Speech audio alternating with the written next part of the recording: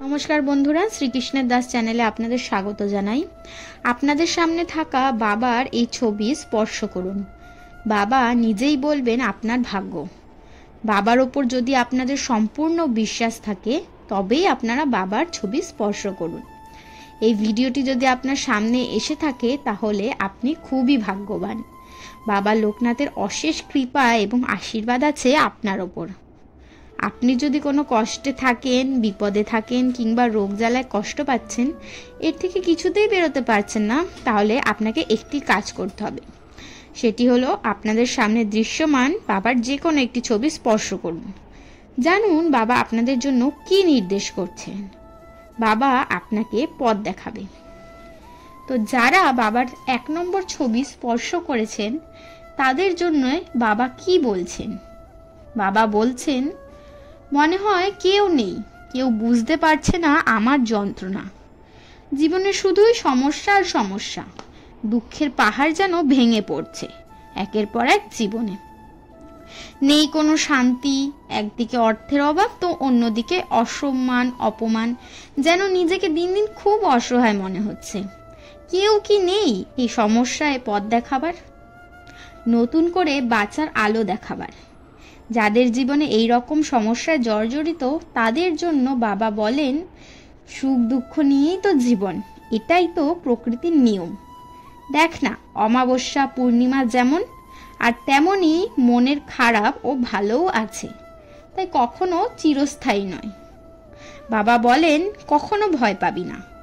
জীবনে যত বড়ই সমস্যা আসুক না কেন, যতই জীবনে অর্থ সংকট দেখা দিক না কেন, সর্বদা গুরু প্রদত্ত নাম জপ করবি। সকাল এক সন্ধে দেখবি সব বাধা বিঘ্ন বিপদ কেটে যাবে। যে সর্বদা ইষ্ট নাম বা গুরু প্রদত্ত নাম জপ করে তার কখনো কোনো অনিষ্ট হয় না।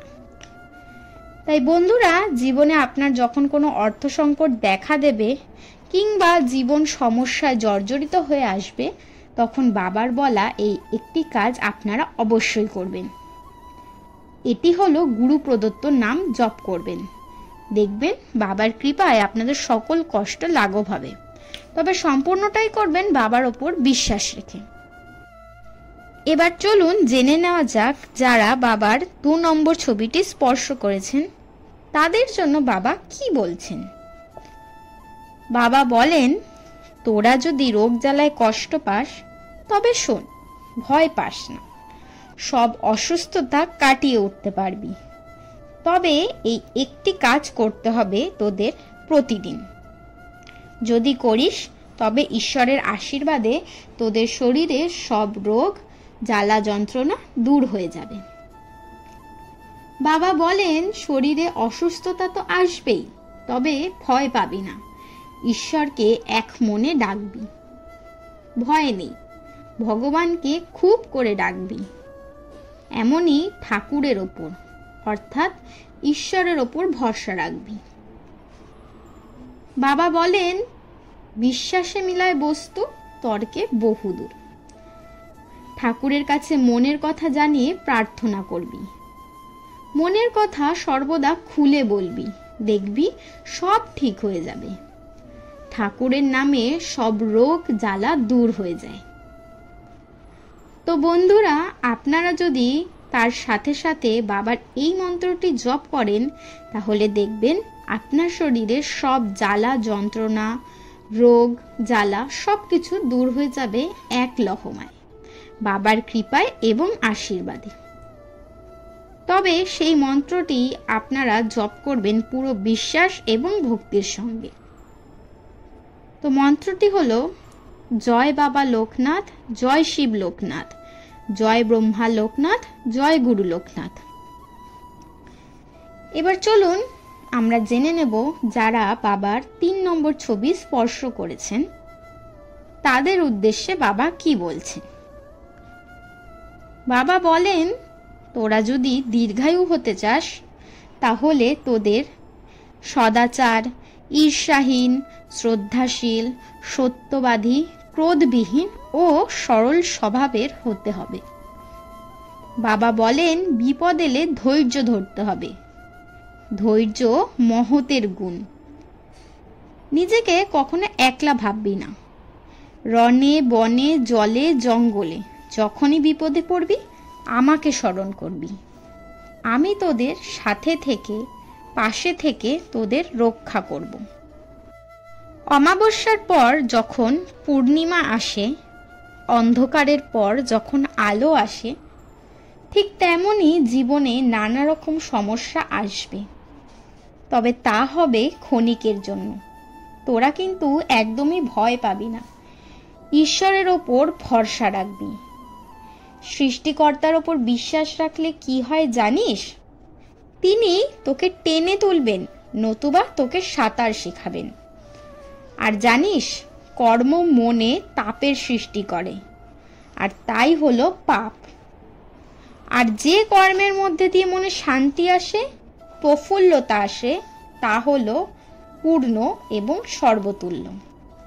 তাই জীবনে যখনই সমস্যা এসে ঘিরে ধরবে একদমই ভয় পাবি না। ভাববি সদা সর্বদা তোর সাথে আমি আছি। ভয় কিসের? আমি সর্বদা তোদের রক্ষা করব। তোরা শুধু একবার মন প্রাণ দিয়ে আমায় বাবা বলে ডাকিস। এবার চলুন জেনে নেব বাবার কিছু অমৃতবাণী উপদেশ, যা শ্রবণ মাত্রই আপনাদের সকল দুঃখ কষ্ট দুর্দশা কেটে যাবে। ত্রিকালদর্শী মহাযোগী শ্রী শ্রী লোকনাথ ব্রহ্মচারী বাবা কলির পাপী তাপীদের উদ্ধারের জন্য 1137 বঙ্গাব্দে জন্মাষ্টমীর দিন উত্তর 24 পরগনা জেলার বসিরহাট থানার রূপনগরে কচুয়া গ্রামে আবির্ভূত হন। বাবার এই অমৃত উপদেশ যদি আপনারা শ্রবণ করেন, তাহলে আপনাদের সকল দুঃখ কষ্ট একদিনেই দূর হবে বাবার কৃপায় এবং আশীর্বাদে। বাবা বলেন, দুধ, দই, ঘি, মাখন সব এক জায়গা থেকে সৃষ্টি, কিন্তু মূল্য সবার আলাদা। তেমনি জন্ম কখনো শ্রেষ্ঠত্ব দেয় না, কর্ম মূল্য নির্ধারণ করে। তোরা যদি দীর্ঘায়ু হতে চাস, তাহলে তোদের সদাচার, শ্রদ্ধাচারী, ঈর্ষাহীন, শ্রদ্ধাশীল ও সত্যহীন সরল স্বভাবের হতে হবে। বাবার দ্বিতীয় বাণী কি সেটা আমরা শুনব। তিনি বলেন, চাঁদ আর সূর্যের প্রতি যেমন তুলনা হয় না, তেমনি তোর জীবনটাকেও অন্যের সাথে তুলনা করিস না। যার যখন সময় আসবে সে তখন জ্বলে উঠবে। তার তৃতীয় বাণী, সমস্যার সাগরে ডুবে আছিস বলে আতঙ্কিত হোস না। সৃষ্টিকর্তার ওপর আস্থা রাখ, হয় তিনি তোকে টেনে তুলবেন, নয়তো বা সাঁতার কাটতে শেখাবেন। চতুর্থ বাণী, যদি তুই সুখে থাকতে চাস, তাহলে রোজ রাত্রে শোবার সময় সারা দিনের কাজকর্মের হিসেব নিকেশ করবি।